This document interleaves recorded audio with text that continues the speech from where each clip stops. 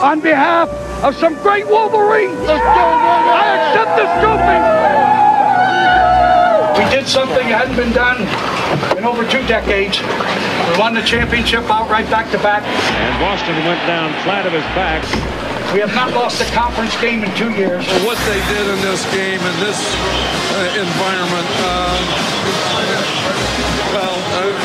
I love them to death. This team has accomplished a great deal, and I'm very proud of you. Of course, the story today, Rich Rodriguez leaving West Virginia for Michigan. I'm proud of the way you act. He takes over the winningest college football program in history. I'm proud of the way you work. I met with Coach Rodriguez this morning and informed him of my decision to relieve him of his responsibilities. But this is an elite job. I'm proud of the type of people you are. And will continue to be an elite job. We all knew it was inevitable. Brady Hoke out in Michigan after 4 mostly tumultuous seasons. This is Michigan.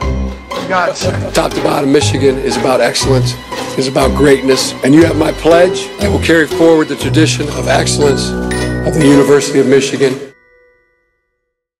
All-time, the Michigan Wolverines are 963, 348, and 36 at the time of writing this, and are tied with their arch nemesis, the Ohio State Buckeyes, with a .729 winning percentage. They have 11 national championships, which ranks 2nd in the nation, 42 conference championships, which ranks 3rd, 83 consensus All-Americans in their history, which also ranks 3rd in the nation, 3 Heisman Trophy winners, which ranks 5th, 379 NFL draft picks, also 5th, and they have spent 873 weeks in the AP poll, which puts them at 2nd. Michigan is indeed a storied program, and they are indeed winners. The problem is that only a handful of people got to see that kind of production of play.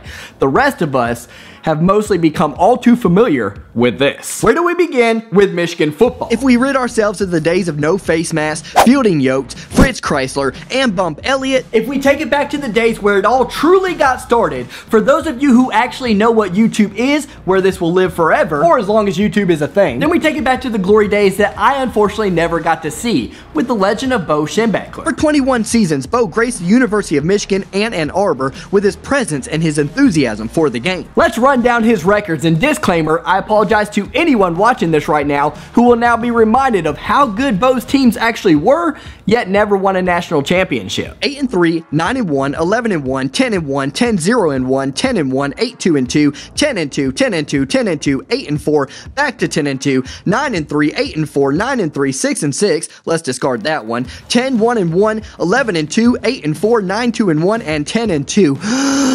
That's a whole heck of a lot of winning. Slightly better than the days of Rich Rod and Brady Hoke. Am I right? In all, he won 194 games, lost only 48, and tied 5, ending his career at Michigan with a .796 winning percentage, 13 Big Ten titles, and 10 Rose Bowl appearances. With all the winning that Bo did, though, there were 2 glaring issues. Mainly because at Michigan, we as fans have expectations, and those expectations are hard to meet. 1, again, Bo never won a national championship, and 2, he was 5-12 in bowl games. Bo will be remembered for a lot of wonderful things and accomplishments in his time at Michigan, not the least of which came in 1969, when his Wolverines were 17-point underdogs, matched up against Woody Hayes' Ohio State Buckeyes. This was Bo's first season, and the team that he was coaching had just got mollywopped the previous year, 50-14 against their foe. In fact, legend has it that when Woody was asked at the end of the game why he went for 2, he responded, "Because they wouldn't let me go for 3. So the tension and animosity were there. Michigan looked down and out, and the last game of the 1969 season looked to be one the fan base would dread, much like how we feel in the game year in and year out nowadays. But in the beginning of the 10-year war, Bo and Michigan did not fold. They didn't care about the spread, they didn't care about the naysayers, they didn't care about the presumptions. They just played football, and they won 24-12. Woody Hayes' best team at Ohio State was bested, and Bo Schembechler's best win as Michigan's head coach was cemented in year 1. After the days of Bo, the team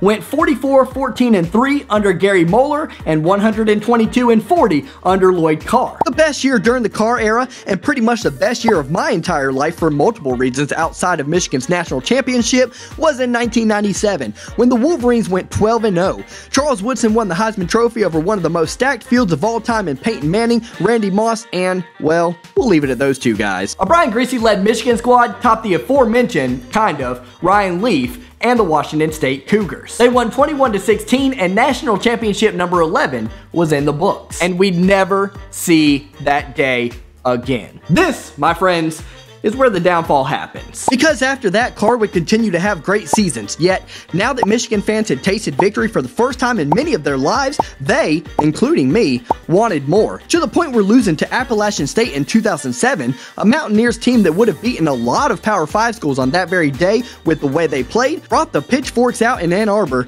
and around maize and blue country. All of that being just one season removed from barely losing to the Buckeyes in Columbus with the chance to play for the national championship. Sound familiar, anyone? 2016? Not saying I'm a Harbaugh supporter, I'm not any longer. But now maybe people can see why us Wolverine fans have been hesitant to think the grass might be greener on the other side. So out goes Lloyd Carr. In comes a name we couldn't wait for. Mr. Spread Offense. Shoot 'em up, score 'em up, bang bang, firework display, quarterbacks with legs, himself, the Rich Rodriguez. He was going to save us. He was going to get Michigan over that hump. He was going to light up not only the scoreboards, but also our hearts. The title of this video is The Downfall of Michigan Football, but it's been oh so much more than that. It's been a freaking cliff dive off the highest of cliffs with no parachute or safety net and no regard for our own fandom. Are you ready, my friends? Because in the next few minutes, I'm about to go over the disaster that was 2008 through 2014 until we finally arrived at the era that we're in today,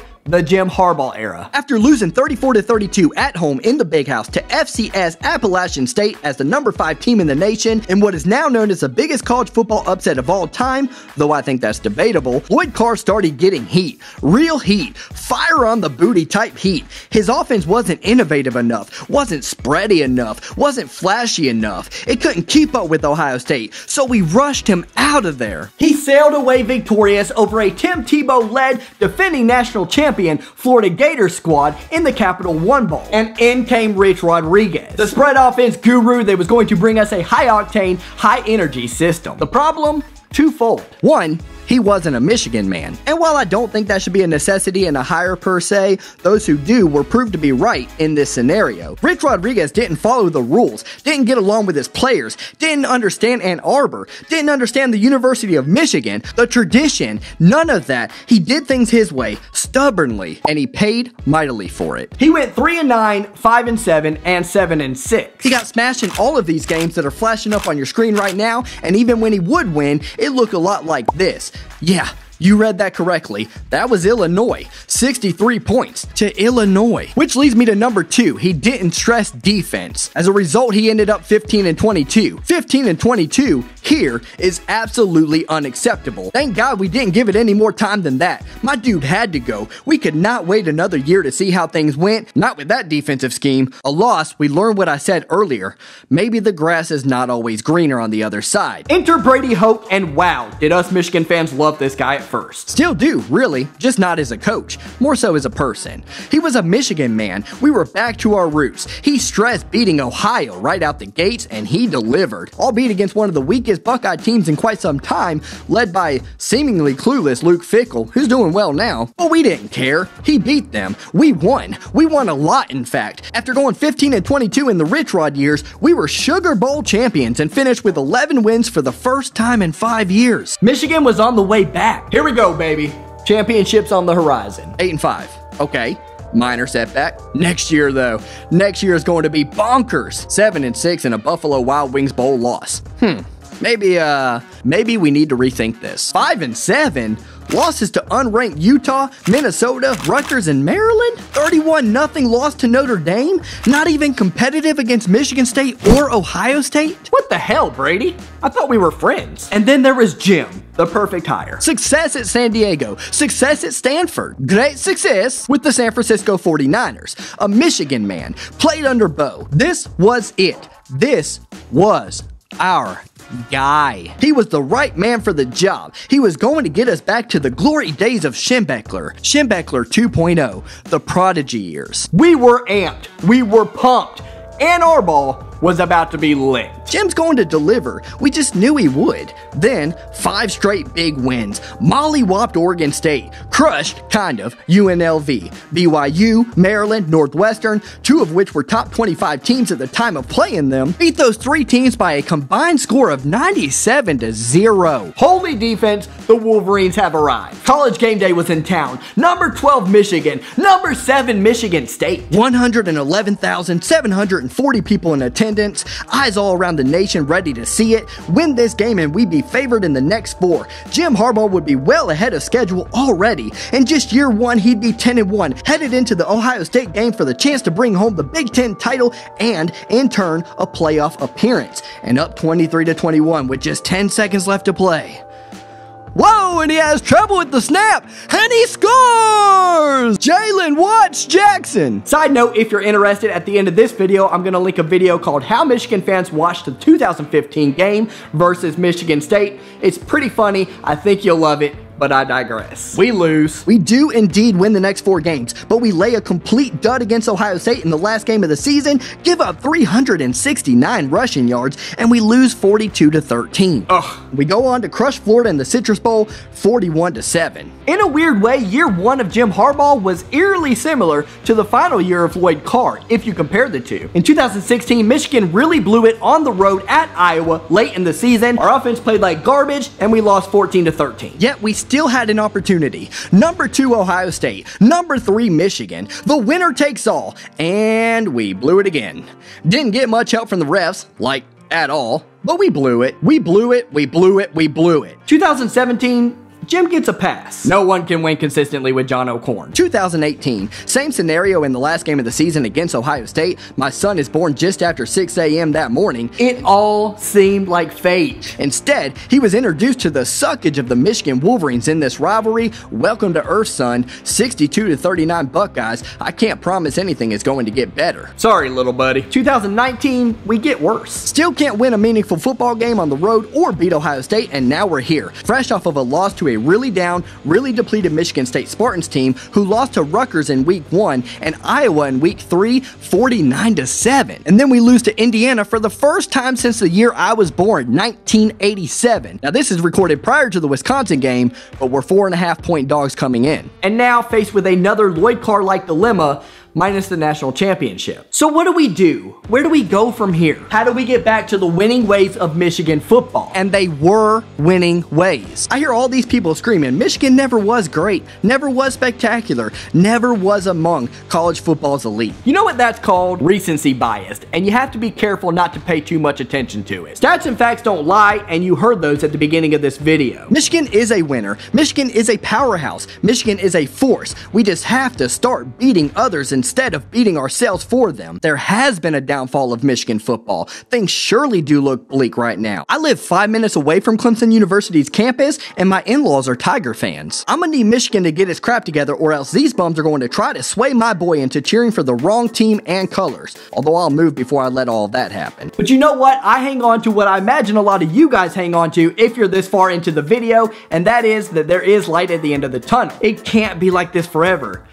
Can it? After all, we're not the Detroit Lions.